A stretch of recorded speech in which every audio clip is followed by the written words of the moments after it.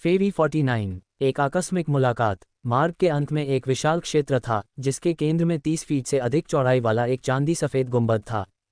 जब Du Fang ने सुरक्षा कवच के अंदर की चीज़ देखी तो वह दंग रह गया। अंदर 4 विशालकाय राक्षसी जानवर थे। ये चारों राक्षसी जीव अलग अलग प्रकार के थे। पहले जीव का रूप बाघ जैसा था जिसके पूरे शरीर पर लंबे सुनहरे बाल थे और उसकी पीठ के दोनों ओर पंखों की एक जोड़ी भी थी। डू फैंग ने इस राक्षसी जीव को उड़ने वाले बाघ के रूप में पहचाना जो बहुत तेज था। दूसरा वाला पूरी तरह से काला था, तेंदुए की तरह, लेकिन उसके कान असामान्य रूप से लंबे थे।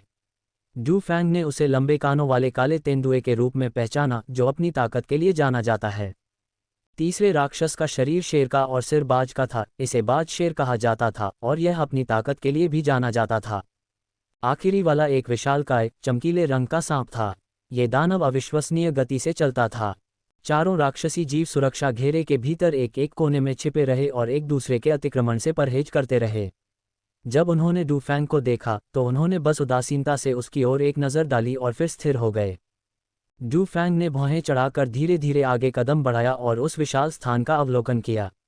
केंद्र में मौजूद सुरक्षा कवच और उसके भीतर मौजूद 4 राक्षसी जानवरों के अलावा अंदर और कुछ नहीं था सिवाय एक तरफ लगे पत्थर के दरवाजे के। ये जगह किस लिए है? वे चारों राक्षसी जीव काफी शक्तिशाली लगते हैं, तो फिर उन्हें इस सुरक्षा घेरे के अंदर क्यों बंद रखा गया है? अगर इसका मकसद घुसपैठियों को परेशान करना है तो उन्हें वहीं छोड़ देना चाहिए। डू फैंग बहुत सोचता रहा लेकिन उसे कोई जवाब नहीं सूझा। क्योंकि उसे कुछ समझ नहीं आया इसलिए उसने इसके बारे में सोचना बंद कर दिया। इस जगह में जो भी अजीब बात थी उसने अंदर जाकर देखने का फैसला किया। इसलिए डू फैंग ने सुरक्षा घेरा पार किया और सीधे पत्थर के दरवाजे की ओर बढ़ा। उसने उसे जोर से धक्का दिया लेकिन पत्थर का दरवाजा नहीं खुला। डू फैंग अचंभित रह गया। उसने पहले कभी ऐसी स्थिति का सामना नहीं किया था। क्या ऐसा हो सकता है कि उसने पर्याप्त बल का प्रयोग नहीं किया हो? उसने गहरी सांस ली, अपनी जादुई शक्ति का संचार किया और जोर से धक्का दिया, लेकिन पत्थर का दरवाजा फिर भी टस से मस नहीं हुआ। क्या हो रहा है? मैं इसे खोल क्यों नहीं पा रहा? डू फैंग ने एक और गहरी सांस ली और अपनी सारी जादुई शक्ति अपने शरीर में समाहित कर ली। एक जोरदार धक्का देकर उसने अपनी जादुई शक्ति को पत्थर के दरवाजे पर जोर से मारा। पलटवार की शक्ति डू फैंग को लगी जिससे वह कई कदम पीछे लड़खड़ा गया। लेकिन पत्थर का द्वार वहीं खड़ा रहा, कोई प्रतिक्रिया नहीं दी। हे, ये तो दिलचस्प है। डू फैंग हंसे बिना नहीं रह सका। चूंकि हम इस कमरे से बाहर नहीं निकल सकते तो चलिए इस विशाल कमरे का चक्कर लगाते हैं और देखते हैं कि यहाँ कुछ मिलता है या नहीं। डू फैंग धीरे धीरे पूरे कमरे का चक्कर लगाने लगा। आधे घंटे तक पूरे कमरे की अच्छी तरह से तलाशी लेने के बाद डू फैंग ने आखिरकार पुष्टि की कि बीच में मौजूद सुरक्षा कवच और अंदर मौजूद 4 राक्षसी जानवरों के अलावा कमरे में और कुछ भी नहीं था। इस कमरे में कुछ भी नहीं बचा था तो मास्टर युएशान ने इन 4 राक्षसी जीवों को यहाँ क्यों रखा था और इन्हें ढकने के लिए सुरक्षा कवच क्यों लगाया गया था? क्या ये गुफा में प्रवेश करने वाले वंशजों को नुकसान पहुंचाने से रोकने के लिए था या इस सुरक्षा कवच के पीछे कोई और रहस्य छिपा है? डू फैंग ने सुरक्षा घेरे के भीतर मौजूद 4 राक्षसी जीवों को घूरते हुए गहन चिंतन किया। ऐसा प्रतीत होता था कि इस घेरे में कोई गुप्त रहस्य छिपा हुआ है। तो अंदर के खजाने को प्राप्त करने के लिए उसे उन राक्षसी जीवों द्वारा उत्पन्न चुनौती पर विजय प्राप्त करनी होगी। हालांकि सुरक्षा कवच के बावजूद उनकी उपस्थिति से यह स्पष्ट था कि उनकी ताकत कमजोर नहीं थी। वे सभी उन्नत योद्धाओं के समकक्ष छठे स्तर के राक्षसी जीव प्रतीत होते थे। छठे स्तर के 4 राक्षसी जीवों द्वारा संरक्षित वस्तु निश्चित रूप से उच्च गुणवत्ता की होगी। डू फैंग को थोड़ी उम्मीद तो हुई, लेकिन उसे एक ही समय में चारों छठे स्तर के राक्षसी जीवों को हराने का बिल्कुल भी भरोसा नहीं था। एक ही समय में 4 राक्षसी जीवों को हराने के लिए किसी को युद्ध सेनापति जैसी शक्ति की आवश्यकता होगी। क्या ऐसा हो सकता है कि इस सुरक्षा कवच के भीतर ऐसे खजाने छिपे हों जिनका उपयोग केवल युद्ध सेनापति साधक ही कर सकता हो? धीरे धीरे सुरक्षा कवच के पास पहुंचते हुए डू फैंग ने चांदी जैसे सफेद पारदर्शी कवच को देखा, कुछ देर सोचा और फिर धीरे से अपना दाहिना हाथ बढ़ाकर सुरक्षा कवच की झिल्ली को हल्के से छुआ। जैसे ही उसका दाहिना हाथ उस पर पड़ा, सुरक्षा कवच की सतह पर तुरंत लहरें फैल गईं, एक स्पष्ट गूंज सुनाई दी और उसके ऊपर जादुई ऊर्जा का एक प्रवाह उमड़ पड़ा। डू फैंग चौंक गया और तुरंत कुछ कदम पीछे हट गया, सुरक्षा कवच में हो रहे परिवर्तनों पर अपना ध्यान केंद्रित करने लगा। सुरक्षा कवच के ऊपर एक आकृति धीरे धीरे प्रकट हुई। वह कोई और नहीं बल्कि मास्टर युशान थे। डू फैंग ने थोड़ी भौहें चढ़ाते हुए उस मायावी आकृति को देखा और उसके बोलने का इंतजार करने लगा। मास्टर युएशान ने हल्की मुस्कान के साथ कहा, जो घुसपैठिया यहाँ तक पहुँचने में कामयाब हुआ है वह कम से कम उन्नत योद्धा स्तर तक तो पहुँच ही गया होगा। पिछले पुरस्कार काफ़ी अच्छे थे, है ना? अगर आप अभी भी संतुष्ट नहीं हैं तो चिंता न करें, यहाँ इससे भी बेहतर पुरस्कार हैं। वह थोड़ी देर रुका और डू फैंग की ओर देखते हुए बोला, जैसा कि तुमने शायद गौर किया होगा, इस कमरे में इन 4 छठे दर्जे के राक्षसी जीवों के अलावा और कुछ नहीं है। जी हाँ, इनाम इन्हीं 4 जीवों से जुड़ा है। नियम कुछ इस तरह हैं, सुरक्षा कवच में प्रवेश करो और चारों जीवों के एक साथ हमलों में जितनी देर तक तुम टिके रहोगे उतना ही बेहतर इनाम मिलेगा। आपको कम से कम आधी अगरबत्ती के समय तक टिके रहना होगा, अन्यथा आप इन 4 राक्षसी जीवों के हाथों मारे जाएंगे। एक बार इस सुरक्षा घेरे के अंदर प्रवेश करने के बाद आप आधी अगरबत्ती के समय तक बाहर नहीं निकल सकते। यदि आप आधी अगरबत्ती के समय लगभग आधा घंटा तक टिके रहते हैं और फिर बाहर निकलते हैं तो आपको 2 उच्च स्तरीय जादुई वस्तुएं प्राप्त होंगी। यदि आप एक अगरबत्ती के समय तक टिके रहते हैं तो आपको एक और उच्च स्तरीय जादुई वस्तु प्राप्त होगी। यदि आप 2 अगरबत्ती के समय तक टिके रहते हैं तो ऊपर बताई गई 3 जादुई वस्तुओं के अलावा मैं आपको अपार धन भी प्रदान करूंगा। क्या यह अविश्वसनीय भाग्य का संयोग है? डू फैंग का दिल चौंक गया। आखिर यह क्या हो सकता है? कैसा रहेगा, कोशिश करके देखना चाहोगे? अरे हाँ, मैं बताना भूल गया, जिस षटभुजाकार हॉल में तुम अभी आए हो वहाँ के रास्ते सिर्फ आगे की ओर जाते हैं, पीछे नहीं। इसलिए दूसरे रास्तों के कमरों में जाकर कुछ लेने की सोचना भी मत। और इस परीक्षा को पास करके ही तुम पीछे का पत्थर का दरवाज़ा खोल पाओगे और बेहतर चीज़ें पाओगे। क्योंकि पर्याप्त शक्ति के बिना अच्छी चीज़ें प्राप्त करना अच्छी बात नहीं है, ये केवल आपके लिए विपत्ति ही लाएगा। यदि आप इस परीक्षा को देने का साहस नहीं करते हैं तो भी कोई बात नहीं। क्या आपको अपने पैरों के नीचे का पैटर्न दिखाई दे रहा है? 5000 स्पिरिट एसेंस पिल्स टेलीपोर्टेशन को सक्रिय कर सकती हैं और आपको मेरी गुफा से बाहर भेज सकती हैं। सोच समझकर आगे बढ़ो, घुसपैठिए। इतना कहकर मास्टर युएशान धीरे धीरे गायब हो गए। सौभाग्य का संयोग, कैसा सौभाग्य! युएशान के बोलने के तरीके से तो ऐसा नहीं लग रहा था कि यह किसी औषधि या जादुई वस्तु की बात है, बल्कि कुछ कहीं अधिक अनमोल चीज की बात है। सौभाग्य का संयोग आखिर किसे कहते हैं? डू फैंग की जिज्ञासा बढ़ गई। उच्च श्रेणी और सर्वोच्च श्रेणी की जादुई कलाकृतियां गौण हैं, जो चीज़ वास्तव में लोगों को उत्साहित करती है वह ये तथाकथित किस्मत है। युए रेन झेनरेन जिसे किस्मत कहता है वह निश्चित रूप से अत्यंत मूल्यवान होगी। डू फैंग ने सुरक्षा कवच के भीतर मौजूद चारों राक्षसी जीवों पर एक नज़र डाली और चुपचाप स्थिति का आकलन करने लगा। आधे अगरबत्ती के बराबर समय उसके लिए कोई समस्या नहीं थी, इसलिए उसकी जान सुरक्षित थी। एक अगरबत्ती के बराबर समय भी संभव था, इसलिए तीनों जादुई कलाकृतियों का इनाम मिलना तय था। हालांकि 2 अगरबत्ती के बराबर समय थोड़ा अनिश्चित था, लेकिन ये देखने के लिए कि सच्चे पुरुष युएशान ने वास्तव में किस तरह के असाधारण अवसर की बात की थी, वह बिना प्रयास किए कैसे जान सकता था। 4 राक्षसों के विरुद्ध युद्ध। मन बना लेने के बाद डू फैंग ने गहरी सांस ली और धीरे धीरे सुरक्षा कवच की ओर बढ़ा। वह थोड़ी देर रुका, फिर आगे बढ़ा और उसका शरीर कवच के आर पार होकर उसके अंदर चला गया। सुरक्षा कवच में प्रवेश करते ही डू फैंग तुरंत मुड़ गया और उससे बाहर निकलने की कोशिश करने लगा। जैसा कि मास्टर युशान ने कहा था, वह बिल्कुल भी बाहर नहीं निकल पाया। चूंकि ऐसा है तो चलिए इन 4 राक्षसी जीवों की ताकत का परीक्षण करते हैं और देखते हैं कि मैं उनके संयुक्त हमले को कितनी देर तक झेल सकता हूं और क्या मुझे वह सौभाग्य प्राप्त हो सकता है जिसके बारे में मास्टर युएशान ने बात की थी। किसी को अंदर आते देख सुरक्षा कवच के भीतर मौजूद चारों राक्षसी जानवर तुरंत हरकत में आ गए। लंबे कान वाला काला तेंदुआ और उड़ने वाला बाघ दहाड़ते हुए अचानक अपनी सुस्त अर्ध लेटी हुई स्थिति से उठ खड़े हुए और थोड़ी शत्रुतापूर्ण निगाहों से डू फैंग को घूरने लगे। चील ने तीखी आवाज निकाली, उसकी तेज निगाहें डू फैंग पर टिकी हुई थीं, जबकि फूल सांप फुफकारा, उसकी जीभ कई बार अंदर बाहर हुई और उसने डू फैंग को देखने के लिए अपना सिर उठाया। डू फैंग का चेहरा एकदम ठंडा पड़ गया। ये राक्षसी जीव वाकई दुष्ट इरादे वाले थे, लेकिन वह आसानी से हार मानने वालों में से नहीं था। अब जब वह यहाँ आ गया है तो वह अपनी पूरी ताकत लगाकर इन राक्षसी जीवों को सबक सिखाएगा। चूंकि यह इस बात पर निर्भर करता है कि वे कब तक टिक सकते हैं, इसलिए उसे उन्हें रोकने की पूरी कोशिश करनी चाहिए। अगर वह किसी राक्षस को जल्दी से मार या घायल कर सके तो शायद ये बहुत आसान होगा। डू फैंग ने चुपके से अपनी योजना बनाई। जब वह विचार कर रहा था तो उसने चारों राक्षसी जीवों को देखा। ये चारों जीव वास्तव में छठे स्तर के थे, लेकिन एक ही स्तर के होने के बावजूद उनसे निकलने वाली आभा और उपस्थिति में थोड़ा अंतर था।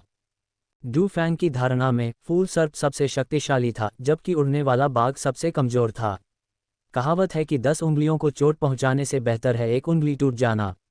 इसलिए वह सबसे कमजोर कड़ी से शुरुआत करेगा और उड़ने वाले बाघ को हराने का प्रयास करेगा। इसलिए डू फैंग की निगाह विशालकाय उड़ने वाले बाघ पर पड़ी। डू फैंग को बुरी नज़र से घूरते देख उड़ने वाला बाघ तुरंत क्रोधित हो गया। उसने डू फैंग पर दहाड़ मारी, अपने दोनों अगले पंजे थोड़े से मोड़े और अपने दाहिने अगले पंजे से जमीन पर कुछ बार हल्के से खरोंचा। ऐसा लग रहा था मानो वह हमला करने की तैयारी कर रहा हो। अन्य 3 राक्षसी जीव भी संदेह भरी निगाहों से डू फैंग को देख रहे थे। चारों राक्षसी जीव धीरे धीरे सुरक्षा कवच के भीतर चारों कोनों से आगे बढ़े और डू फैंग के चारों ओर एक घेरा बना लिया। चलो मुझे देखने दो कि तुम वास्तव में कितने शक्तिशाली हो। डू फैंग ने ठंडी सांस ली, अपने दाहिने हाथ से एक उच्च स्तरीय जल गुण वाली जादुई तलवार पकड़ी और अपने शरीर को घुमाते हुए उसने तलवार को ऊपर नीचे घुमाया, जिससे पानी के नीले रंग की एक लहर बाहर की ओर फैल गई, मानो उसके चारों ओर एक सुरक्षा कवच बन गया हो। डू फैंग को हिलते हुए देखकर चारों राक्षसी जानवर तुरंत एक धीमी दहाड़ मारते हुए आगे बढ़े। अपनी गति के लिए प्रसिद्ध फ्लाइंग टाइगर और फ्लावर स्नैक सबसे पहले डू फैंग के पास पहुंचे। फ्लाइंग टाइगर ने अपना विशाल सिर थोड़ा नीचे झुकाया और दोनों ने डू फैंग की सुरक्षा कवच को भेदने के इरादे से सीधे डू फैंग पर हमला कर दिया। फूलनुमा सांप ने अपने शरीर को मरोड़ा और तेजी से आगे बढ़ा, फिर अचानक ऊपर उछलकर हरे रंग का तरल पदार्थ थूका जो डू फैंग की सुरक्षात्मक ढाल पर जा गिरा। वातावरण में तेज अम्लीय गंध फैल गई। जब हरा तरल पदार्थ सुरक्षा कवच के संपर्क में आया तो उसमें से एक तेज आवाज निकली और उसने तुरंत डू फैंग के कवच को संक्षारित कर दिया, जिससे उसकी सुरक्षात्मक शक्ति कम हो गई। डू फैंग चौंक गया, उसे उम्मीद नहीं थी कि सांप का जहर इतना शक्तिशाली होगा जो उसकी जादुई शक्ति को आसानी से नष्ट कर देगा। उसने तुरंत अपनी शारीरिक और जादुई ऊर्जा का उपयोग करके नष्ट हुए हिस्से की भरपाई की। ठीक उसी क्षण उड़ते हुए बाघ का विशालकाय सिर निकट आ रहा था और सुरक्षा कवच से टकरा गया। एक जोरदार धमाके के साथ सुरक्षा कवच बुरी तरह हिल गया और एक तीखी आवाज हुई, मानो वह टूट ही गया हो। इसी बीच धीमी गति से चलने वाला लंबे कान वाला काला पैंथर और ग्रिफिन भी आ गए। लंबे कान वाला काला पैंथर अपने पिछले पैरों पर खड़ा हो गया और अपने दाहिने अगले पंजे से सुरक्षात्मक कवच पर प्रहार किया। दूसरी ओर ग्रिफिन ने अपनी कठोर लंबी चोंच से जोरदार प्रहार किया। पलक झपकते ही चारों राक्षसी जानवरों ने एक साथ हमला कर दिया। डू फैंग शांत रहा, उस पर तनाव का कोई निशान नहीं था। उसने अपने जादुई हथियार को बाहर की ओर घुमाया और आकाश में एक लंबी तलवार की किरण प्रकट हुई जो टूटते तारे की तरह चमकी और पल भर में गायब हो गई। इसके तुरंत बाद उड़ने वाले बाघ ने दर्द और क्रोध से दहाड़ मारी। पता चला कि डू फैंग के फ्लाइंग टाइगर पर किए गए जोरदार हमले से उसे कोई चोट नहीं आई थी, लेकिन फिर भी उसे दर्द जरूर हुआ था, जैसा कि उसकी बेहद दर्दनाक दहाड़ से स्पष्ट होता है। वार लगने से फ्लाइंग टाइगर लड़खड़ाकर पीछे हट गया, उसका शरीर कांप रहा था। उसकी पूंछ फड़फड़ाई और धीरे से उसकी पीठ पर मौजूद दोनों पंखों को छू गई, ठीक उसी जगह पर जहां डू फैंग ने उसे मारा था। अन्य 3 राक्षसी जानवर नहीं रुके। लंबे कानों वाले काले तेंदुए ने अपने पंजे से जोरदार प्रहार किया और एक जोरदार दहाड़ के साथ सुरक्षा कवच और भी अधिक हिंसक रूप से हिल गया।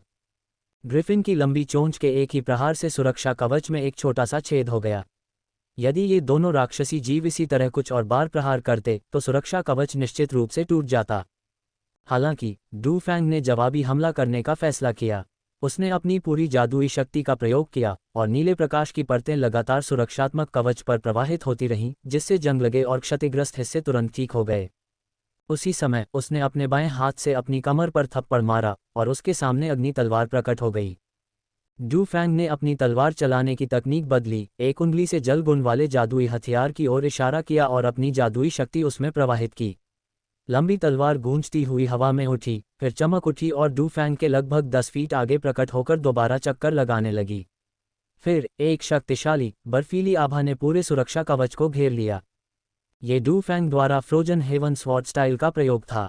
हालांकि इस शैली की शक्ति एक साथ 4 छठे स्तर के राक्षसी जीवों से निपटने के लिए पर्याप्त नहीं थी, फिर भी यह उनकी गतिविधियों को थोड़ा प्रभावित कर सकती थी। जैसे ही यह शक्तिशाली बर्फीली आभा प्रकट हुई, चारों राक्षसी जीव एक साथ कांप उठे। उन्हें ऐसी ठंड का अनुभव हुआ जो उन्होंने लंबे समय से महसूस नहीं की थी। उनकी हरकतें थोड़ी देर के लिए रुक गईं, लेकिन वे जल्दी ही संभल गए। जैसे ही कड़ाके की ठंड दिखाई दी, डू फैंग ने अपने बाएं हाथ से अग्नि तलवार को कसकर पकड़ा और उसे क्षैतिज रूप से घुमाया, जिससे तलवार से एक शक्तिशाली आध्यात्मिक ऊर्जा निकली। जैसे ही अग्नि तलवार ने क्षैतिज रूप से प्रहार किया, उसके सामने शून्य में कई मीटर लंबी और 3 फीट चौड़ी एक विशाल तलवार की एक प्रेत छवि प्रकट हुई, जिसके शरीर के चारों ओर घूमती हुई लपटें बह रही थीं। भयंकर सीटी की आवाज और चटकती लपटों के साथ धधकती विशाल तलवार ने अद्वितीय शक्ति के साथ 2 राक्षसी जानवरों, उड़ने वाले बाघ और लंबे कान वाले काले पैंथर की ओर वार किया। तलवार का ये प्रहार एक साथ 2 राक्षसी जीवों पर हमला करता प्रतीत होता है, लेकिन उनमें अंतर है। शक्ति का 80% उड़ते हुए बाघ पर निर्देशित होता है, जबकि केवल 20% लंबे कान वाले काले पैंथर पर लक्षित होता है।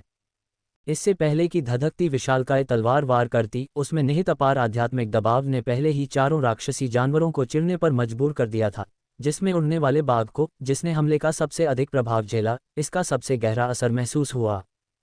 फ्लाइंग टाइगर को अभी अभी डू फैंग ने चोट पहुंचाई थी और उसकी पीठ में अभी भी थोड़ा दर्द था। अब ये देखकर कि डू फैंग फिर से उस पर हमला कर रहा है, वह क्रोधित हो उठा, हालांकि उसमें अभी तक कोई बुद्धि नहीं थी। उसने फिर से दहाड़ा, अपने पंख फड़फड़ाए और एक बवंडर उठ खड़ा हुआ, जो तुरंत डू फैंग की जलती हुई विशाल तलवार से टकरा गया। एक तेज हवा के झोंके के साथ बवंडर ने जलती हुई विशाल तलवार को हिंसक रूप से उड़ा दिया और ऐसा प्रतीत हुआ कि उसकी धार पर लगी लपटें बुझने लगी हैं। 4 राक्षसों के विरुद्ध युद्ध। मन बना लेने के बाद डू फैंग ने गहरी सांस ली और धीरे धीरे सुरक्षा कवच की ओर बढ़ा। वह थोड़ी देर रुका, फिर आगे बढ़ा और उसका शरीर कवच के आर पार होकर उसके अंदर चला गया। सुरक्षा कवच में प्रवेश करते ही डू फैंग तुरंत मुड़ गया और उससे बाहर निकलने की कोशिश करने लगा। जैसा कि मास्टर युशान ने कहा था, वह बिल्कुल भी बाहर नहीं निकल पाया। चूंकि ऐसा है, तो चलिए इन 4 राक्षसी जीवों की ताकत का परीक्षण करते हैं और देखते हैं कि मैं उनके संयुक्त हमले को कितनी देर तक झेल सकता हूं, और क्या मुझे वह सौभाग्य प्राप्त हो सकता है जिसके बारे में मास्टर युएशान ने बात की थी। किसी को अंदर आते देख सुरक्षा कवच के भीतर मौजूद चारों राक्षसी जानवर तुरंत हरकत में आ गए। लंबे कान वाला काला तेंदुआ और उड़ने वाला बाघ दहाड़ते हुए अचानक अपनी सुस्त, अर्ध लेटी हुई स्थिति से उठ खड़े हुए और थोड़ी शत्रुतापूर्ण निगाहों से डू फैंग को घूरने लगे। चील ने तीखी आवाज निकाली, उसकी तेज निगाहें डू फैंग पर टिकी हुई थीं, जबकि फूल सांप फुफकारा, उसकी जीभ कई बार अंदर बाहर हुई और उसने डू फैंग को देखने के लिए अपना सिर उठाया। डू फैंग का चेहरा एकदम ठंडा पड़ गया। ये राक्षसी जीव वाकई दुष्ट इरादे वाले थे, लेकिन वह आसानी से हार मानने वालों में से नहीं था। अब जब वह यहाँ आ गया है, तो वह अपनी पूरी ताकत लगाकर इन राक्षसी जीवों को सबक सिखाएगा। चूंकि यह इस बात पर निर्भर करता है कि वे कब तक टिक सकते हैं, इसलिए उसे उन्हें रोकने की पूरी कोशिश करनी चाहिए। अगर वह किसी राक्षस को जल्दी से मार या घायल कर सके, तो शायद ये बहुत आसान होगा। डू फैंग ने चुपके से अपनी योजना बनाई। जब वह विचार कर रहा था, तो उसने चारों राक्षसी जीवों को देखा। ये चारों जीव वास्तव में 6ठे स्तर के थे, लेकिन एक ही स्तर के होने के बावजूद उनसे निकलने वाली आभा और उपस्थिति में थोड़ा अंतर था। डू फैंग की धारणा में फूल सर्प सबसे शक्तिशाली था, जबकि उड़ने वाला बाघ सबसे कमजोर था। कहावत है कि 10 उंगलियों को चोट पहुंचाने से बेहतर है एक उंगली टूट जाना। इसलिए वह सबसे कमजोर कड़ी से शुरुआत करेगा और उड़ने वाले बाघ को हराने का प्रयास करेगा। इसलिए डू फैंग की निगाह विशालकाय उड़ने वाले बाघ पर पड़ी। डू फैंग को बुरी नज़र से घूरते देख उड़ने वाला बाघ तुरंत क्रोधित हो गया। उसने डू फैंग पर दहाड़ मारी, अपने दोनों अगले पंजे थोड़े से मोड़े और अपने दाहिने अगले पंजे से जमीन पर कुछ बार हल्के से खरोंचा। ऐसा लग रहा था मानो वह हमला करने की तैयारी कर रहा हो। अन्य 3 राक्षसी जीव भी संदेह भरी निगाहों से डू फैंग को देख रहे थे। चारों राक्षसी जीव धीरे धीरे सुरक्षा कवच के भीतर चारों कोनों से आगे बढ़े और डू फैंग के चारों ओर एक घेरा बना लिया। चलो, मुझे देखने दो कि तुम वास्तव में कितने शक्तिशाली हो। डू फैंग ने ठंडी सांस ली, अपने दाहिने हाथ से एक उच्च स्तरीय जल गुण वाली जादुई तलवार पकड़ी और अपने शरीर को घुमाते हुए उसने तलवार को ऊपर नीचे घुमाया, जिससे पानी के नीले रंग की एक लहर बाहर की ओर फैल गई, मानो उसके चारों ओर एक सुरक्षा कवच बन गया हो। डू फैंग को हिलते हुए देखकर चारों राक्षसी जानवर तुरंत एक धीमी दहाड़ मारते हुए आगे बढ़े। अपनी गति के लिए प्रसिद्ध फ्लाइंग टाइगर और फ्लावर स्नैक सबसे पहले डू फैंग के पास पहुंचे। फ्लाइंग टाइगर ने अपना विशाल सिर थोड़ा नीचे झुकाया और दोनों ने डू फैंग की सुरक्षा कवच को भेदने के इरादे से सीधे डू फैंग पर हमला कर दिया। फूलनुमा सांप ने अपने शरीर को मरोड़ा और तेजी से आगे बढ़ा, फिर अचानक ऊपर उछलकर हरे रंग का तरल पदार्थ थूका जो डू फैंग की सुरक्षात्मक ढाल पर जा गिरा। वातावरण में तेज अम्लीय गंध फैल गई। जब हरा तरल पदार्थ सुरक्षा कवच के संपर्क में आया, तो उसमें से एक तेज आवाज निकली और उसने तुरंत डू फैंग के कवच को संक्षारित कर दिया, जिससे उसकी सुरक्षात्मक शक्ति कम हो गई। डू फैंग चौंक गया, उसे उम्मीद नहीं थी कि सांप का जहर इतना शक्तिशाली होगा जो उसकी जादुई शक्ति को आसानी से नष्ट कर देगा। उसने तुरंत अपनी शारीरिक और जादुई ऊर्जा का उपयोग करके नष्ट हुए हिस्से की भरपाई की। ठीक उसी क्षण उड़ते हुए बाघ का विशालकाय सिर निकट आ रहा था और सुरक्षा कवच से टकरा गया। एक जोरदार धमाके के साथ सुरक्षा कवच बुरी तरह हिल गया और एक तीखी आवाज हुई, मानो वह टूट ही गया हो। इसी बीच धीमी गति से चलने वाला लंबे कान वाला काला पैंथर और ग्रिफिन भी आ गए। लंबे कान वाला काला पैंथर अपने पिछले पैरों पर खड़ा हो गया और अपने दाहिने अगले पंजे से सुरक्षात्मक कवच पर प्रहार किया। दूसरी ओर ग्रिफिन ने अपनी कठोर लंबी चोंच से जोरदार प्रहार किया। पलक झपकते ही चारों राक्षसी जानवरों ने एक साथ हमला कर दिया। डू फैंग शांत रहा, उस पर तनाव का कोई निशान नहीं था। उसने अपने जादुई हथियार को बाहर की ओर घुमाया और आकाश में एक लंबी तलवार की किरण प्रकट हुई जो टूटते तारे की तरह चमकी और पल भर में गायब हो गई। इसके तुरंत बाद उड़ने वाले बाघ ने दर्द और क्रोध से दहाड़ मारी। पता चला कि डू फैंग के फ्लाइंग टाइगर पर किए गए जोरदार हमले से उसे कोई चोट नहीं आई थी, लेकिन फिर भी उसे दर्द जरूर हुआ था, जैसा कि उसकी बेहद दर्दनाक दहाड़ से स्पष्ट होता है। वार लगने से फ्लाइंग टाइगर लड़खड़ाकर पीछे हट गया, उसका शरीर कांप रहा था। उसकी पूंछ फड़फड़ाई और धीरे से उसकी पीठ पर मौजूद दोनों पंखों को छू गई, ठीक उसी जगह पर जहां डू फैंग ने उसे मारा था। अन्य 3 राक्षसी जानवर नहीं रुके। लंबे कानों वाले काले तेंदुए ने अपने पंजे से जोरदार प्रहार किया और एक जोरदार दहाड़ के साथ सुरक्षा कवच और भी अधिक हिंसक रूप से हिल गया। ग्रिफिन की लंबी चोंच के एक ही प्रहार से सुरक्षा कवच में एक छोटा सा छेद हो गया। यदि ये दोनों राक्षसी जीव इसी तरह कुछ और बार प्रहार करते तो सुरक्षा कवच निश्चित रूप से टूट जाता। हालांकि डू फैंग ने जवाबी हमला करने का फैसला किया। उसने अपनी पूरी जादुई शक्ति का प्रयोग किया और नीले प्रकाश की परतें लगातार सुरक्षात्मक कवच पर प्रवाहित होती रहीं, जिससे जंग लगे और क्षतिग्रस्त हिस्से तुरंत ठीक हो गए। उसी समय उसने अपने बाएं हाथ से अपनी कमर पर थप्पड़ मारा और उसके सामने अग्नि तलवार प्रकट हो गई। डू फैंग ने अपनी तलवार चलाने की तकनीक बदली, एक उंगली से जल गुण वाले जादुई हथियार की ओर इशारा किया और अपनी जादुई शक्ति उसमें प्रवाहित की। लंबी तलवार गूंजती हुई हवा में उठी, फिर चमक उठी और डू फैंग के लगभग 10 फीट आगे प्रकट होकर दोबारा चक्कर लगाने लगी। फिर एक शक्तिशाली बर्फीली आभा ने पूरे सुरक्षा कवच को घेर लिया। ये डू फैंग द्वारा फ्रोजन हेवन स्वॉर्ड स्टाइल का प्रयोग था। हालांकि इस शैली की शक्ति एक साथ 4 छठे स्तर के राक्षसी जीवों से निपटने के लिए पर्याप्त नहीं थी, फिर भी यह उनकी गतिविधियों को थोड़ा प्रभावित कर सकती थी। जैसे ही यह शक्तिशाली बर्फीली आभा प्रकट हुई, चारों राक्षसी जीव एक साथ कांप उठे। उन्हें ऐसी ठंड का अनुभव हुआ जो उन्होंने लंबे समय से महसूस नहीं की थी। उनकी हरकतें थोड़ी देर के लिए रुक गईं, लेकिन वे जल्दी ही संभल गए। जैसे ही कड़ाके की ठंड दिखाई दी, डू फैंग ने अपने बाएं हाथ से अग्नि तलवार को कसकर पकड़ा और उसे क्षैतिज रूप से घुमाया, जिससे तलवार से एक शक्तिशाली आध्यात्मिक ऊर्जा निकली। जैसे ही अग्नि तलवार ने क्षैतिज रूप से प्रहार किया, उसके सामने शून्य में कई मीटर लंबी और 3 फीट चौड़ी एक विशाल तलवार की एक प्रेत छवि प्रकट हुई, जिसके शरीर के चारों ओर घूमती हुई लपटें बह रही थीं। भयंकर सीटी की आवाज और चटकती लपटों के साथ धधकती विशाल तलवार ने अद्वितीय शक्ति के साथ 2 राक्षसी जानवरों, उड़ने वाले बाघ और लंबे कान वाले काले पैंथर की ओर वार किया। तलवार का ये प्रहार एक साथ 2 राक्षसी जीवों पर हमला करता प्रतीत होता है, लेकिन उनमें अंतर है। शक्ति का 80% उड़ते हुए बाघ पर निर्देशित होता है, जबकि केवल 20% लंबे कान वाले काले पैंथर पर लक्षित होता है। इससे पहले कि धधकती विशालकाय तलवार वार करती, उसमें निहित अपार आध्यात्मिक दबाव ने पहले ही चारों राक्षसी जानवरों को चिढ़ने पर मजबूर कर दिया था, जिसमें उड़ने वाले बाघ को, जिसने हमले का सबसे अधिक प्रभाव झेला, इसका सबसे गहरा असर महसूस हुआ। फ्लाइंग टाइगर को अभी अभी डू फैंग ने चोट पहुंचाई थी और उसकी पीठ में अभी भी थोड़ा दर्द था। अब ये देखकर कि डू फैंग फिर से उस पर हमला कर रहा है, वह क्रोधित हो उठा, हालांकि उसमें अभी तक कोई बुद्धि नहीं थी। उसने फिर से दहाड़ा, अपने पंख फड़फड़ाए और एक बवंडर उठ खड़ा हुआ, जो तुरंत डू फैंग की जलती हुई विशाल तलवार से टकरा गया।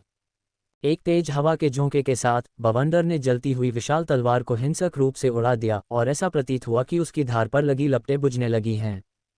6 यांग फिर से प्रकट होते हैं। जैसे ही डू फैंग एक और कदम उठाने वाला था, उसके पीछे मौजूद 2 राक्षसी जानवरों ने एक और हमला कर दिया। ग्रिफिन कांप उठा, ठंड को दूर भगाया, एक तीखी चीख निकाली, एक तरफ छलांग लगाई और अपनी पूंछ से जोरदार प्रहार करते हुए डू फैंग पर हमला किया। सांप ने अपना शरीर मरोड़ा, अपना मुंह खोला और हरे रंग के तेजाब की एक और धारा थूक दी, लेकिन इस बार तेजाब की मात्रा अधिक प्रतीत हुई। डू फैंग मुड़ा और अपनी लंबी तलवार को चील शेर की पूंछ की ओर घुमाया। उसी समय उसने अपने दाहिने हाथ से ताली बजाई और जादुई शक्ति का एक शक्तिशाली प्रवाह फूट पड़ा, जिसने फूल सांप पर प्रहार किया। तेज गर्जना के बीच डू फैंग के शरीर को घेरे हुए नीले रंग की सुरक्षात्मक ढाल अंततः 4 राक्षसी जानवरों के निरंतर हमलों के तहत चकनाचूर हो गई और तारों की रोशनी के कणों में बदल गई, जो हवा में विलीन हो गई। डू फैंग की जादुई शक्ति ने फूल सांप के जहर की एक बड़ी मात्रा को बिखेर दिया, लेकिन फिर भी उसका एक अंश उसके हथेली के प्रहार को भेद कर उसकी छाती की ओर उड़ गया। डू फैंग ने विष को रोकने के लिए लापरवाही से अपनी अग्नि तलवार को अपने बाएं हाथ से क्षैतिज रूप से पकड़ रखा था, और फिर एक फुफकार की आवाज के साथ विष ने वास्तव में अग्नि तलवार को नष्ट कर दिया। डू फैंग ने तुरंत महसूस किया कि अग्नि तलवार की आध्यात्मिक ऊर्जा क्षतिग्रस्त हो गई है। घबराकर उसने बिना किसी झिझक के अपना हाथ पलटा और अग्नि तलवार को अपने थैले में रख दिया। वह 4 राक्षसों के हमलों से बचने के लिए तेजी से आगे बढ़ा। सौभाग्य से कड़ाके की ठंड का असर उन 4 राक्षसों पर तो हुआ, लेकिन उस पर नहीं। 4 राक्षसी जीवों को आसपास की ठंड से लड़ते हुए डू फैंग पर हमला भी करना पड़ा, जिसका उन पर थोड़ा असर पड़ा। अगर कोई और व्यक्ति इतनी ताकत के बिना होता तो संभवतः वह 4 राक्षसों के हमलों से घायल हो जाता या मारा जाता। अभी सिर्फ आधी अगरबत्ती जितना ही समय बीता था। अगर वह अब सुरक्षा कवच से बाहर निकलता तो उसे 2 उच्च स्तरीय जादुई कलाकृतियों का इनाम मिल चुका होता। हालांकि ये स्पष्ट रूप से डू फैंग का लक्ष्य नहीं था। इसलिए डू फैंग ने सुरक्षा कवच की सीमा से बाहर निकलने की जल्दी नहीं की, बल्कि इसके बजाय और भी भयंकर हमला किया। फायरी स्वॉर्ड को रखने के बाद डू फैंग का चेहरा गंभीर हो गया। उसने अपने दाहिने हाथ से हवा में हाथ बढ़ाया और उसके हाथ में एक और जादुई हथियार प्रकट हो गया, सर्वोत्तम श्रेणी का जादुई हथियार सिक्स यांग स्वॉर्ड। जैसे ही हल्के लाल रंग की सिक्स यांग तलवार प्रकट हुई, शून्य में एक हल्की सी रक्तमय आभा फैल गई। 4 राक्षसी जीव ठंड से कांप उठे और एक साथ गुर्राने या चीखने लगे और हिलने डुलने में हिचकिचाने लगे। डू फैंग का चेहरा एकदम ठंडा पड़ गया। अपने दाहिने हाथ के एक झटके से सिक्स यांग स्वॉर्ड ने वार किया और विनाश की भयंकर आभा लिए 4 लंबी मोटी तलवार की किरणें बिजली की तरह 4 राक्षसी जीवों की ओर दौड़ पड़ीं। उन 4 राक्षसी जीवों ने सैकड़ों वर्षों से इस विनाशकारी आभा का अनुभव नहीं किया था। उनकी स्मृतियों में ऐसा प्रतीत होता था कि केवल उनके पूर्व स्वामी के पास ही इतनी शक्तिशाली आभा थी। हालांकि इससे उनका उग्र स्वभाव और भी जागृत हो गया। उड़ते हुए बाघ ने दहाड़ लगाई और अपनी पूरी ताकत से हवा में उछलकर अविश्वसनीय गति से डू फैंग की ओर बढ़ा। उसी समय उसने अपना विशाल मुंह खोला और एक शक्तिशाली चूषण बल उत्पन्न किया, जिससे डू फैंग के ऊपर मौजूद उच्चस्तरीय जलगुण वाले जादुई हथियार को अंदर खींच लिया गया। लंबे कानों वाले काले पैंथर की आंखें चौड़ी हो गईं और अपने दोनों अगले पंजों से जोरदार प्रहार करके उसने आने वाली तलवार की रोशनी को मोड़ दिया। शेरबाज ने अपनी पूंछ से तलवार की धार को रोका, फिर अपनी लंबी और शक्तिशाली चोंच से डू फैंग की छाती पर जोर से वार किया। सांप ने अपना शरीर मरोड़ा, फिर अचानक सीधा हुआ और अविश्वसनीय गति से डू फैंग की ओर झपटा। उसने डू फैंग को अपनी कुंडली में जकड़ लिया और उसे गला घोंटकर मारने के इरादे से अपनी पकड़ मजबूत कर ली। 4 राक्षसी जीवों ने अपने सबसे शक्तिशाली हमले किए। डू फैंग का चेहरा गंभीर हो गया। अगर वह फूल वाले सांप से कसकर बंधा हुआ था तो बाकी तीनों के हमले सीधे उस पर पड़ेंगे और संभवतः वह यहीं मर जाएगा। जैसे ही सांप ने अपने शरीर को कस लिया और डू फैंग के चारों ओर कुंडली मारने ही वाला था, डू फैंग ने धीरे से चिल्लाते हुए अपने उच्चतम श्रेणी के जादुई हथियार से ऊपर की ओर वार किया और साथ ही खुद को जमीन से ऊपर उठा लिया। फूल वाले सांप के जाल से मुश्किल से बच निकलने के बाद उसका सामना फ्लाइंग टाइगर की शक्तिशाली हथेलियों से हुआ, जिन्होंने एक साथ दोनों तरफ से वार किया। अगर यह वार जोरदार हुआ तो शायद वह मांस का टुकड़ा बन जाएगा। डू फैंग के चेहरे पर एक घातक भाव कौंध गया और उसने अपनी पूरी शक्ति का इस्तेमाल करते हुए जमा देने वाली ठंड से प्रभावित क्षेत्र को अपने आसपास के कुछ ही फीट तक सीमित कर दिया। इस क्षेत्र के संकुचित होने से जमा देने वाली ठंड 10% तक बढ़ जाती है, जिससे उस सीमा के भीतर तापमान में भारी गिरावट आती है और यह हड्डियों को जमा देने वाली ठंड बन जाती है। 4 राक्षसी जीवों को अचानक और भी अधिक ठंड का एहसास हुआ, जिससे वे कांपने लगे और उनके हमलों पर भी असर पड़ा। अब डू फैंग की आंखें चौड़ी हो गईं, उसका चेहरा और भी ठंडा हो गया और उसकी निगाहें फ्लाइंग टाइगर पर और भी तीखी हो गईं। उसने गहरी सांस ली, अचानक अपने उठते हुए शरीर को रोक दिया और इसके बजाय आगे की ओर बढ़ा, मानो फ्लाइंग टाइगर की हथेलियों का सीधे सामना करने के लिए। हालांकि इसके तुरंत बाद उसने शीर्ष श्रेणी के जादुई हथियार सिक्स यांग स्वॉर्ड को बगल में उठाया और अपनी जादुई शक्ति का प्रयोग करते हुए फ्लाइंग टाइगर की बाईं हथेली पर वार किया। फ्लाइंग टाइगर को अपने पैर पीछे खींचने का समय ही नहीं मिला। धातु के उसकी त्वचा में घुसने से हल्की सी प्लॉप की आवाज आई। तुरंत बाद एक दर्दनाक दहाड़ सुनाई दी, जो डू फैंग द्वारा पीठ पर मारे जाने के समय की दहाड़ से भी कहीं अधिक तेज और पीड़ादायक थी। जैसा कि आप देख सकते हैं, डू फैंग की सिक्स यांग तलवार ने फ्लाइंग टाइगर के बाएं हाथ के अग्रभाग को भेद दिया। डू फैंग ने फ्लाइंग टाइगर के दूसरे हाथ के वार से बचने के लिए अपना शरीर एक तरफ घुमाया और इसी प्रक्रिया में सिक्स यांग तलवार निकाल ली। फ्लाइंग टाइगर के बाएं अगले पंजे से खून की एक तेज धार निकली। दर्द से कराहते हुए फ्लाइंग टाइगर तेजी से पीछे हट गया और डू फैंग से कुछ फीट दूर जाकर अपने बाएं अगले पंजे को देखने लगा। इस समय उसका बायां अगला पंजा पूरी तरह से जमीन को नहीं छू पा रहा था, केवल कुछ उंगलियां ही जमीन को हल्के से छू पा रही थीं और खून लगातार बह रहा था। फ्लाइंग टाइगर ने झट से अपनी जीभ बाहर निकाली और अपने बाएं अगले पंजे को चाटा। उसने अत्यंत क्रोध से भरी लेकिन थोड़ी सी आशंका से भी भरी निगाहों से डू फैंग की ओर देखा। 2 बार हमले का शिकार होने के बाद पहली बार तो उसे केवल शारीरिक पीड़ा हुई, लेकिन दूसरी बार वह घायल हो गया। हालांकि उसकी चोट जानलेवा नहीं थी, लेकिन वह ठीक से चल फिर नहीं पा रहा था और अपनी पूरी ताकत का इस्तेमाल नहीं कर पा रहा था। हालांकि वह क्रोधित था, लेकिन वह ये भी जानता था कि उसके सामने खड़ा मनुष्य शक्तिशाली है। जब अन्य 3 राक्षसी जानवरों ने घायल होने के बाद उड़ने वाले बाघ को पीछे हटते देखा, तो उन सभी ने आवाजें निकाली, मानो उसे सांत्वना दे रहे हों या मानो उसे अपना हमला जारी रखने के लिए प्रेरित कर रहे हों। अपने तीनों साथियों की पुकार सुनकर उड़ने वाले बाघ ने धीमी सी गुर्राहट निकाली और फिर आगे बढ़ा। उसने अपने विशाल जबड़े खोले और दहाड़ते हुए ऊर्जा की एक शक्तिशाली लहर छोड़ी जो डू फैंग की ओर बढ़ी। वह डू फैंग के बहुत करीब जाने से हिचकिचा रहा था। फ्लाइंग टाइगर को घायल करने के बाद डू फैंग को तुरंत दबाव में कमी महसूस हुई। ये देखकर कि फ्लाइंग टाइगर केवल दूर से हमला कर रहा था और पास आने की हिम्मत नहीं कर रहा था, वह अत्यंत प्रसन्न हुआ और उसे एहसास हुआ कि उसकी रणनीति कारगर साबित हुई है। एक अगरबत्ती का समय बीत चुका है और डू फैंग का लक्ष्य अभी भी एक अगरबत्ती के समय जितना दूर है। फ्लाइंग टाइगर को घायल देखकर लंबे कान वाले काले पैंथर, ग्रिफिन और फूल सांप ने और भी उग्रता से हमला किया। फूल सांप लगातार डू फैंग के चारों ओर चक्कर लगाता रहा, अपनी तेज गति से उसका ध्यान भटकाता रहा और किसी भी क्षण जहर उगल सकता था, जिससे बचाव करना असंभव हो गया। ग्रिफिन और लंबे कान वाले काले पैंथर ने दोनों तरफ से हमला किया। दोनों अपनी ताकत के लिए जाने जाते थे और उनके विशाल आकार और अच्छी रक्षात्मक क्षमता ने उनके हमलों को लगभग रक्षाहीन बना दिया था। डू फैंग ने हाथ बढ़ाकर उच्च श्रेणी के जल गुण वाले जादुई हथियार को पुनः प्राप्त किया और बर्फीली ठंडी तलवार तकनीक को निष्क्रिय कर दिया। अपनी अपार जादुई शक्ति के बावजूद वह एक साथ उच्च श्रेणी और उच्चतर जादुई हथियार का संचालन लंबे समय तक नहीं कर सका। इसके अलावा सिक्स यांग स्वॉर्ड के सामने उच्च स्तरीय जादुई हथियारों की शक्ति तुरंत फीकी पड़ जाती है, इसलिए इसे बस एक तरफ रख देना ही बेहतर है। स्तरीय जादुई हथियार प्राप्त करने के बाद डू फैंग ने शीर्ष श्रेणी के जादुई हथियार सिक्स यांग स्वॉर्ड की पूरी शक्ति का प्रयोग किया। अपनी पूरी ताकत से वह अंततः चारों राक्षसी जीवों के संयुक्त हमले को रोकने में सफल रहा। 4 राक्षसी जीवों में से उड़ने वाला बाघ और फूल सर्प अपनी गति के लिए जाने जाते हैं, जबकि लंबे कान वाला काला पैंथर और चील शेर अपनी ताकत के लिए जाने जाते हैं।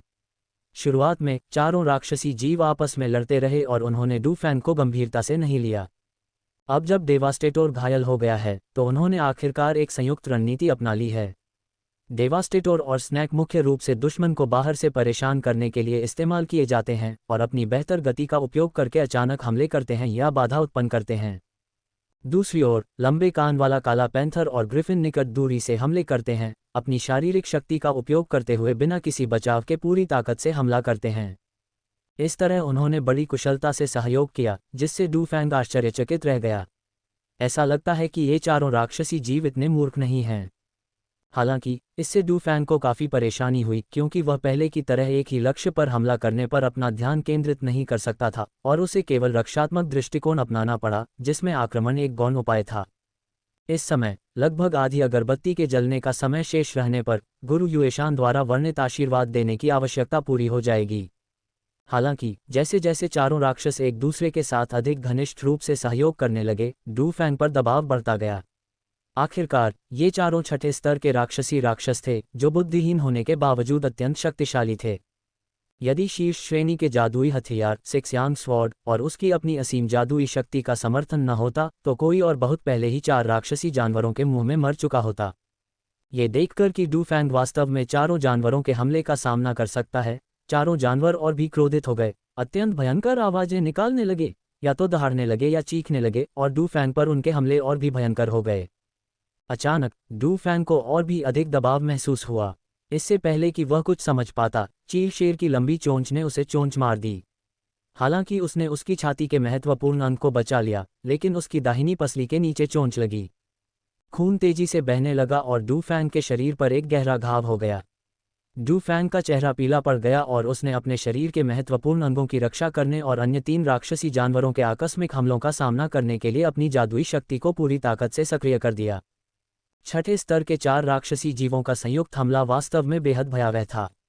डू फैंग के लिए यह दबाव अभूतपूर्व था, जो स्वर्गिक दाओ संप्रदाय के 3 उच्च स्तरीय योद्धाओं और लू परिवार के खिलाफ पिछली लड़ाई में उसके अनुभव से कहीं अधिक था।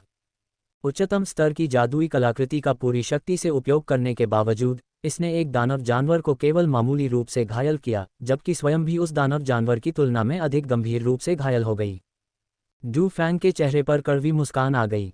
ऐसा लग रहा था कि मास्टर युएशान को मिली तथाकथित सौभाग्य की प्राप्ति वास्तव में इतनी आसान नहीं थी। समय धीरे धीरे बीत रहा था। डू फैंग ने अपनी उच्चतम श्रेणी की जादुई कलाकृति को पूरी शक्ति से सक्रिय कर लिया और लगातार अपनी रक्षा करता रहा। हालांकि उसके शरीर पर लगी चोटों ने उसकी गतिविधियों को थोड़ा बहुत प्रभावित किया। खून लगातार बहता रहा और डू फैंग का चेहरा धीरे धीरे पीला पड़ता गया। उस पर लगभग फिर से एक फूलनुमा सांप ने हमला कर दिया, जिसकी दोमुही जीभ लगभग डू फैंग की आंख में लग गई थी। डू फैंग चौंक गया और उसने तुरंत खुद को पूरी तरह से रक्षात्मक मुद्रा में ले लिया। इसी बीच अन्य अंशों में शांगगुआन फैन और उसके साथियों को भी अपने अपने खतरों का सामना करना पड़ा। शांगगुआन फैन एक विशाल स्थान पर खड़ा था, अपने सामने मौजूद सुरक्षा कवच और उसके भीतर मौजूद 4 राक्षसी जीवों को देख रहा था। उसके चेहरे पर क्रोध और अनिश्चितता के भाव बदलते रहे। मास्टर युएशान के मायावी प्रभाव से निकले शब्द अभी भी उसके कानों में गूंज रहे थे। उन्होंने जो कहा था वह बिल्कुल वही था जो डू फैंग ने अभी सुना था। अगरबत्ती की आधी अवधि तक तो किसी तरह लगे रहना संभव है, लेकिन अकेले पूरी अगरबत्ती की अवधि तक जलते रहना व्यावहारिक रूप से असंभव है। आखिरकार उनका मुख्य ध्यान रसायन शास्त्र पर था और 100 वर्षों से अधिक समय तक उन्होंने अपनी अधिकांश ऊर्जा औषधियों के अनुसंधान और परिष्करण में लगाए। उनकी स्वयं की साधना उतनी गहन नहीं थी, विशेषकर युद्ध में जहां वे कुछ हद तक कमजोर थे। आधे अगरबत्ती के समय तक टिके रहने का इनाम केवल 2 उच्च स्तरीय जादुई कलाकृतियां हैं। हालांकि ये लुभावनी है, लेकिन सावधानी न बरतने पर आसानी से जान भी जा सकती है। कुछ देर सोचने के बाद शांगगुआन फैन ने कोशिश करने का फैसला किया। उसने सोचा कि अगर वह पूरी ताकत से बचाव करेगा तो वह आधी अगरबत्ती के समय को पार कर लेगा। मुख्य बात यह थी कि अगर वह इस बाधा को पार नहीं कर पाया तो वह आगे नहीं बढ़ पाएगा और उसे वापस लौटना पड़ेगा। उस पत्थर के दरवाजे के पीछे उससे भी कहीं अधिक कीमती चीज़ उसका इंतजार कर रही है। अगर वह आधी अगरबत्ती के बराबर भी इंतजार करे तो दरवाजा खुल जाएगा और वह चीज़ उन 2 उच्च स्तरीय जादुई कलाकृतियों से कहीं अधिक लुभावनी होगी। अंत में शांगगुआन फैन ने अंदर जाकर इसे आजमाने का फैसला किया। वह अभी भी कुछ हद तक वापस जाने के लिए अनिच्छुक था। इसलिए शांगगुआन फैन पारदर्शी सुरक्षात्मक कवच के पास गया और उसके अंदर कदम रखा। आदरणीय तियानजांग सुरक्षा कवच के भीतर खड़े होकर अपने सामने मौजूद 3 राक्षसी प्राणियों को घूर रहे थे। उनके चेहरे से बेफिक्री गायब हो गई थी और उसकी जगह गंभीरता आ गई थी। हालांकि ये तीनों राक्षसी प्राणी 6ठे स्तर के थे, लेकिन वे 7वें स्तर के करीब थे, या यूं कहें कि उनमें से 2 7वें स्तर की ओर आधे रास्ते पर ही पहुंच चुके थे, जिससे वे 6ठे स्तर के राक्षसी प्राणियों में शीर्ष श्रेणी के प्राणी बन गए थे। इन 3 शक्तिशाली राक्षसी जीवों के दमनकारी प्रभाव के तहत पूज्य तियानजांग को अत्यंत सतर्क रहना पड़ा। सुरक्षा कवच का किनारा उनके ठीक पीछे था, ताकि यदि वे और अधिक समय तक टिक न सके तो किसी भी समय कवच को छोड़ सकें। वुरेन लगातार अपना तय करने वाला पंखा हिलाता रहा, जिससे चारों दिशाओं में हवा के झोंके चलने लगे। तेज हवा के बावजूद उसके सामने मौजूद चारों कांसे की कठपुतलियां अप्रभावित रहीं और हमले जारी रखे। ये चारों कठपुतलियां 10 फीट से भी अधिक ऊंची हैं। देखने में भद्दी लगती हैं, लेकिन वास्तव में बहुत फुर्तीली हैं। इन कठपुतलियों से निकलने वाली प्रकाश किरणें अविश्वसनीय रूप से शक्तिशाली हैं। जो भी इनकी चपेट में आएगा वह गंभीर रूप से घायल हो जाएगा या शायद उसकी मृत्यु भी हो सकती है। जैसे ही फैन लॉन्ग सुरक्षा कवच में दाखिल हुआ, उसने खुद को कई बार थपथपाया और कई वस्तुएं उसके शरीर से निकलकर उसके सामने हवा में तैरने लगीं। ये असल में कई छोटे छोटे झंडे थे। फैन लॉन्ग ने दोनों हाथों से इन झंडों की ओर इशारा किया और उनमें जादुई शक्ति प्रवाहित हुई, जो फिर तेजी से उसके चारों ओर बिखर गई। इसके तुरंत बाद जहां छोटे झंडे गिरे थे वहां से प्रकाश की किरणें उठीं। फैन लॉन्ग ने अपनी उंगलियां झटक कर उनमें और अधिक जादुई शक्ति भर दी। झंडों को आधार बनाकर वे अचानक पीले प्रकाश से चमक उठे और एक गोलाकार सुरक्षात्मक कवच बन गया जिसने फेनलॉन को घेर लिया। फेनलॉन ने राहत की सांस ली। वह हमेशा से ही संरचनाओं के अध्ययन पर ध्यान केंद्रित करता रहा था, इसलिए सुरक्षा कवच में प्रवेश करते ही उसकी पहली प्राथमिकता खुद को बचाने के लिए एक शक्तिशाली रक्षात्मक संरचना तैयार करना थी। फेनलॉन जानता था कि उसका प्रतिद्वंदी 7वें स्तर का राक्षसी जीव था, जो एक शुरुआती स्तर के योद्धा के बराबर था। हालांकि हावरान संप्रदाय में कई योद्धा स्तरीय विशेषज्ञ थे, लेकिन फेनलॉन को कभी भी किसी योद्धा स्तरीय विशेषज्ञ से लड़ने का अवसर नहीं मिला था। खुद को बचाने के लिए रक्षात्मक संरचना बनाने के बाद फेनलॉन ने अपना ध्यान अपने सामने मौजूद 7वें स्तर के राक्षसी जानवर पर केंद्रित किया। ये भयानक जानवर एक सफ़ेद भेड़िया था, जिसका पूरा शरीर सफ़ेद फर से ढका हुआ था, सिवाय गर्दन के नीचे सुनहरे पीले फर के एक गुच्छे के। फेनलॉन जानता था कि यह सफ़ेद भेड़ियों का राजा था। फेनलॉन को सुरक्षात्मक घेरे में प्रवेश करते देख सफ़ेद भेड़िया धीरे धीरे खड़ा हो गया। उसकी पन्ना जैसी हरी आंखें एक भयावह चमक के साथ फेनलॉन को घूर रही थीं। लगभग एक व्यक्ति के बराबर लंबे उस विशालकाय शरीर ने फेनलॉन को जबरदस्त दबाव का एहसास कराया। उपहार स्वीकार करना। अगरबत्तियों का समय समाप्त होने में बस थोड़ा ही समय बचा था और डू फैंग की चोटें और भी बदतर होती जा रही थीं। उसने पहले सोचा था कि चील शेर की चोंच से बस मामूली खरोंच आई है और थोड़ा सा खून निकला है, कुछ गंभीर नहीं। इस साइट का नया URL है याद रखने का आसान तरीका .com। अप्रत्याशित रूप से मामला इतना सरल नहीं था। ग्रिफिन की लंबी चोंच ने एक महत्वपूर्ण नस पर प्रहार किया और खून बहना जारी रहा। इन 4 राक्षसी जीवों के हमले के कारण डू फैंग के पास खून बहना रोकने और अपने घावों को भरने का कोई उपाय नहीं था। परिणामस्वरूप खून और भी अधिक बहने लगा और डू फैंग का चेहरा पीला पड़ने लगा। उसे अपने शरीर में कमजोरी महसूस होने लगी थी। इस रफ्तार से तो ये चारों राक्षस उसे घसीटकर मौत के घाट उतार देंगे। वह घबरा रहा था, लेकिन शुक्र है कि समय लगभग खत्म हो चुका था। डू फैंग धीरे धीरे सुरक्षा घेरे के किनारे की ओर बढ़ा, लेकिन उसे निराशा ही हाथ लगी, क्योंकि चारों राक्षसी जानवरों ने उसे कोई मौका नहीं दिया, उसे कसकर पकड़ रखा था और हिलने डुलने से रोक रहे थे। डू फैंग का दिल जोर से धड़कने लगा और उसका चेहरा उतर गया। अगर 2 अगरबत्तियों का समय बीत जाने के बाद भी वह सुरक्षा कवच को पार नहीं कर पाया, तो क्या वह सचमुच इन 4 राक्षसी जानवरों के मुंह में नहीं मर जाएगा? अपनी सारी जादुई शक्ति को केंद्रित करते हुए उसने अपने हाथ में मौजूद सिक्सयांग तलवार को चलाया, जिससे कई हल्के लाल रंग की तलवार की किरणें निकली जो लहरों की तरह बाहर की ओर फैल गईं और 4 राक्षसी जानवरों पर हमला कर दिया। हालांकि चारों राक्षसी जानवर अप्रभावित रहे, या तो चकमा देते हुए या अवरोध पैदा करते हुए। इस प्रकार डू फैंग के हमलों को बेअसर कर दिया और घेराबंदी को बनाए रखा। डू फैंग का चेहरा गंभीर हो गया। उसने अपनी जादुई शक्ति का उपयोग किया, अपने जादुई हथियारों को लहराया और तेज आवाज़ों के बीच लगातार सुरक्षा कवच की ओर बढ़ने की कोशिश की। हालांकि अपने प्रयासों के बावजूद ये केवल किनारे की ओर कुछ कदम ही बढ़ा पाया और अभी भी सुरक्षा कवच से 3 झांक दूर था। 3 झांक लगभग 10 मीटर की ये दूरी तय करना आसान नहीं है। सामान्यतः जब उसका शरीर पूरी तरह से स्वस्थ होता है तो वह चारों राक्षसी जीवों को धीरे धीरे किनारे तक धकेलकर भाग सकता है, लेकिन अब उसकी चोटें और भी गंभीर होती जा रही हैं, जिससे उसकी पूरी क्षमता से प्रदर्शन करने की क्षमता प्रभावित हो रही है। इसलिए 3 झांक की ये दूरी उसे काफ़ी कठिन लग रही है। 2 अगरबत्तियों के जलने जितना समय बीत चुका था, लेकिन उनके और सुरक्षा कवच के बीच अभी भी 2 झांक लगभग 6.6 मीटर की दूरी बाकी थी।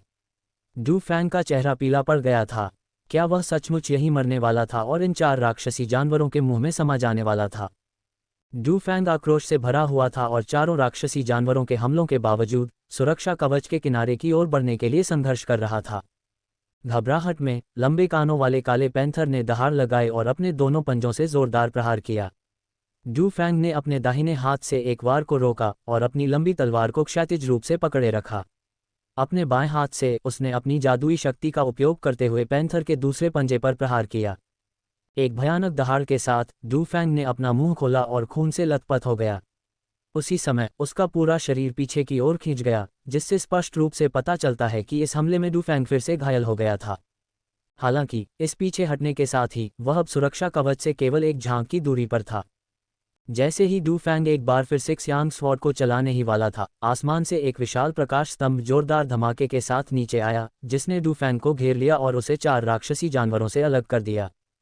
डू फैंग चौंक गया और कुछ करने ही वाला था कि उसने देखा कि चारों राक्षसी जानवर एक साथ धीमी गुर्राहट करते हैं, फिर धीरे धीरे अपनी मूल स्थिति में वापस चले जाते हैं, जहां वे या तो लेट जाते हैं या बैठ जाते हैं। क्या ऐसा हो सकता है? डू फैंग को अचानक उत्साह का अनुभव हुआ। सुरक्षा कवच के ऊपर मास्टर युएशान का विशाल मायावी सिर फिर से प्रकट हुआ। इस बार उनके चेहरे पर हल्की सी मुस्कान थी। उन्होंने डू फैंग की ओर देखा और कहा, युवक, तुम वाकई बहुत अच्छे हो। तुमने 2 अगरबत्तियों के जलने के समय तक इसे सहन कर लिया। इसलिए मैं अपना वचन पूरा करता हूं और तुम्हें अपार धन प्रदान करता हूं। जैसे ही उसने बोलना समाप्त किया, डू फैंग को ढंकने वाली प्रकाश की किरण ने अचानक उसे ऊपर उठा लिया, उसे सुरक्षा कवच से दूर ले जाकर विशाल कमरे में एक खुले स्थान पर गिरा दिया। हालांकि प्रकाश का वह विशाल स्तंभ गायब नहीं हुआ और अब भी डू फैंग को अपने भीतर समाहित किए हुए था। तभी डू फैंग को अपने घावों को ठीक करने का मौका मिला। उसने जल्दी से कुछ गोलियां निकालीं, कुछ गोलियां मुंह में डालीं और निगल लीं। साथ ही उसने अपने दाहिने हाथ से शरीर के कई हिस्सों पर थपथपाकर खून बहना रोकने की कोशिश की। ये सब करने के बाद उसने राहत की सांस ली। मैं तुम्हें जो महान सौभाग्य दे रहा हूं, उसे प्राप्त करने के लिए तैयार हो जाओ। मास्टर युएशान की आवाज़ थोड़ी धीमी थी। डू फैंग की आंखें सिकुड़ गईं और उसने ऊपर देखा, लेकिन वहां कुछ भी नहीं था, जिससे वह हैरान रह गया। अचानक ऊपर से एक जबरदस्त शक्ति उतरी, जिसने डू फैंग को कसकर जकड़ लिया और उसे हिलने डुलने में असमर्थ कर दिया। डू फैंग चौंक गया। उसने अपनी सारी जादुई शक्ति को इकट्ठा किया और जबरदस्ती से आगे बढ़ने की तैयारी की। तभी उससे भी कहीं अधिक शक्तिशाली जादुई शक्ति उसके शरीर में प्रवेश कर गई और उसने अभी अभी एकत्रित की गई जादुई शक्ति को पल भर में बिखेर दिया। हालांकि यह बाहरी शक्तिशाली यिन ऊर्जा गायब नहीं हुई। इसके बजाय ये शरीर के भीतर तेजी से प्रसारित हुई और एक चक्र पूरा करने के बाद ये दांतियान में शांत हो गई। जैसे ही यह जादुई शक्ति प्रवाहित हुई, डू फैंग ने महसूस किया कि उसकी पिछली चोटें कुछ हद तक ठीक हो गई हैं और उसकी आंतरिक जादुई शक्ति भी थोड़ी बहाल हो गई है, जिससे वह अत्यंत प्रसन्न हुआ। ऐसा प्रतीत हुआ कि यह उसे ठीक करने के लिए ही था, लेकिन इसका उस महान सौभाग्य से कोई संबंध नहीं था जिसका जिक्र गुरु युएशान ने किया था। जैसे ही वह इस बारे में सोच रहा था, एक जोरदार धमाके के साथ पहले से भी कहीं अधिक शक्तिशाली जादुई शक्ति प्रकाश के स्तंभ के शीर्ष से सीधे उसके शरीर में प्रवेश कर गई। डू फैंग के शरीर में प्रवाहित होने के बाद ये जादुई शक्ति उसके दांतियान में प्रवेश कर गई और वहीं संग्रहित हो गई। इसी बीच प्रकाश स्तंभ के शीर्ष से उतरती हुई जादुई शक्ति निरंतर प्रवाहित होती रही, डू फैंग के शरीर में प्रवाहित होती रही और अंत में उसके दांतियान में संग्रहित हो गई। तभी डू फैंग को समझ आया कि युएशान झेनरेन ने जिस महान सौभाग्य का जिक्र किया था, उसका क्या मतलब था। दरअसल यह एक महान सौभाग्य था। युएशान झेनरेन उसे गहन जादुई शक्ति प्रदान करने वाले थे, जिससे उसकी शक्ति में वृद्धि हो सके। क्या गजब की किस्मत है, डू फैंग ने उत्साह से मन ही मन सोचा। उस सुरक्षा कवच के भीतर 4 राक्षसी जीवों के साथ जानलेवा संघर्ष, उसे लगी चोटें और लगभग भागने में असमर्थता, सब कुछ सार्थक था। जितना बड़ा बलिदान, उतना बड़ा इनाम। मास्टर युशान के उदार उपहार को समझने के बाद डू फैंग शांत हो गया। उसने अपना दिल खोल दिया और जादुई शक्ति की इस निरंतर धारा को अवशोषित और आत्मसात करने के लिए सक्रिय रूप से सहयोग किया। हालांकि उसने फिर भी मास्टर युएशान को कम आंका। कुछ ही समय में इस शक्तिशाली ऊर्जा के प्रभाव से डू फैंग के घाव काफी हद तक ठीक हो गए और उसकी लगभग समाप्त हो चुकी जादुई शक्ति लगभग 80-90% तक बहाल हो गई। आधी अगरबत्ती जलने के समय के बाद डू फैंग के घाव पूरी तरह से ठीक हो गए थे और उनकी जादुई शक्ति भी पूरी तरह से वापस आ गई थी। वह बेहतरीन स्थिति में थे और डू फैंग को बेहद ताजगी महसूस हो रही थी। मास्टर युएशान द्वारा प्रदत्त जादुई शक्ति प्रकाश स्तंभ के शीर्ष से लगातार प्रवाहित हो रही थी। हालांकि डू फैंग को पहले से ही महसूस हो रहा था कि उसका दांतियान दिन छलकने वाला है। उसके पास मंत्र का जाप करने और स्वर्गीय उत्पत्ति पवित्र ग्रंथ में वर्णित तकनीकों का पालन करते हुए अपने शरीर के भीतर अपनी नसों के माध्यम से अपार जादुई शक्ति को लगातार प्रसारित करने, उन्हें खोलने और विस्तारित करने के लिए बार बार उन पर प्रभाव डालने के अलावा कोई विकल्प नहीं था। यह एक लंबा और कठिन कार्य था। समय बीतने के साथ डू फैंग का चेहरा शुरू में थोड़ा पसीने से भीगा हुआ और पीला था, लेकिन फिर धीरे धीरे उसका रंग गुलाबी हो गया और फिर उसे और भी अधिक पसीना आने लगा। दोस्तों, अगर आपको यह कहानी पसंद आई है तो इसकी आगे की कड़ियां हमारे टेलीग्राम चैनल पर सुन सकते हैं। गोल्डन मेंबरशिप सिर्फ ₹149 में इस कहानी के अगले 100 एपिसोड का आनंद लें। अगर आप इस कहानी के सभी एपिसोड सुनना चाहते हैं तो सिर्फ ₹299 में इस पूरी कहानी का पूरा एक्सेस प्राप्त करें। टेलीग्राम लिंक और गोल्डन मेंबरशिप की जानकारी आपको डिस्क्रिप्शन और पिन किए गए कमेंट में मिल जाएगी। आपके प्यार और सहयोग के लिए दिल से धन्यवाद।